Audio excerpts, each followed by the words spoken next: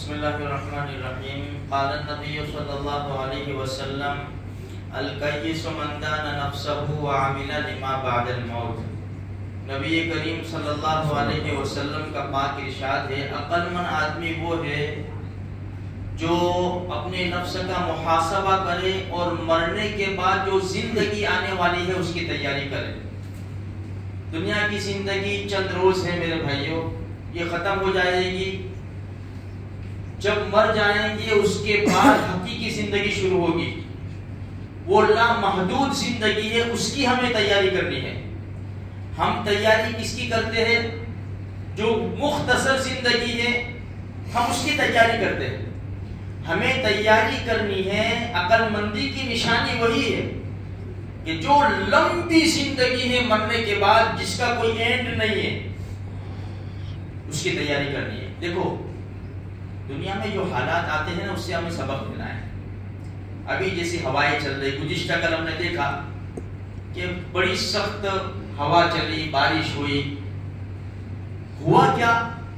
جو پول کمزور تھے، جو درخت کمزور تھے، جو عمارتیں، جتنی بھی کمزور چیزیں تھیں نا،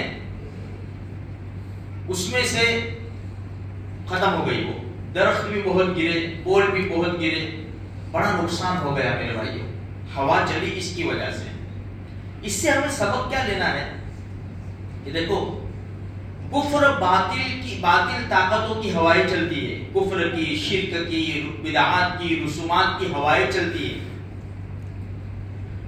اگر ہم نے اپنے ایمان کو مضبوط نہ بنایا تو یہ باطل طاقتوں کی جو ہوائیں چلتی ہے نا، اس میں ہم بہہ جائیں گے اور ہمارا ایمان زخمی ہو جائے گا.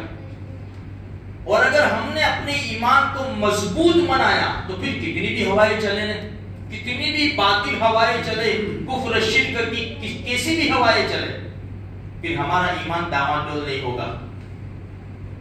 اس سے ہمیں سبق لینا چاہیے. اچھا، اب ایمان مضبوط کیسے بنے گا؟ ظاہری بات ہے کہ بھائی جو چیزیں بنتی ہیں وہ کارخانوں میں بنتی ہیں، فیکٹریوں میں بنتی ہے جو چیزیں. ایمان کے بننے کی جگہ کہاں ہے؟ اللہ کا گھر ہے، اللہ کا قرآن ہے، پیارے نبی صلی اللہ علیہ وسلم کے طریقے ہیں. یہ چیزیں ہم اپنائیں گے اور ان باتوں کے پیچھے لگیں گے، ہمارا ایمان مضبوط ہوگا. پھر کیسی بھی ہوائیں چلے ہمیں فکر نہیں. یا ایھا الذین آمنوا علیکم انفسکم لا یضرکم من ضل اذا اهتدیتم. قرآن کریم کہتا ہے جب تم ہدایت پر ہو تو گمراہ لوگ تمہیں کبھی بھی گمراہ نہیں کر سکیں گے. تو میرے بھائیو، آج کل کا ماحول بھی بڑا زبردست ہے. لوگ حرام کھا رہے، انہیں پتہ بھی نہیں بیچاروں کو کہ ہم حرام کھا رہے ہیں. ناجائز استعمال کر رہے، پتہ بھی نہیں کہ ناجائز استعمال. ایسی زبردست ہوائیں چلتی ہے جو ہمارے ایمان کو زخمی کر دیتی ہے. جب ایمان مضبوط ہوگا نا، کوئی بہت سستی چیز آئے گی تو دل للچائے گا نہیں. یہ اتنی سستی چیز کیوں ہے؟ جب فیکٹری سے نکلتی ہے تب اتنی سستی نہیں ہے، تو ابھی اتنی سستی میرے پاس کیسے آئی؟ یہ اندر سے ایمان بولے للچائے گا نہیں دل کہ چلو لے لو. یہ کب ہوگا؟ جب ایمان کمزور ہوگا. کیا آنے دو، حل من مزید، جیسا بھی آتا ہے آنے دو.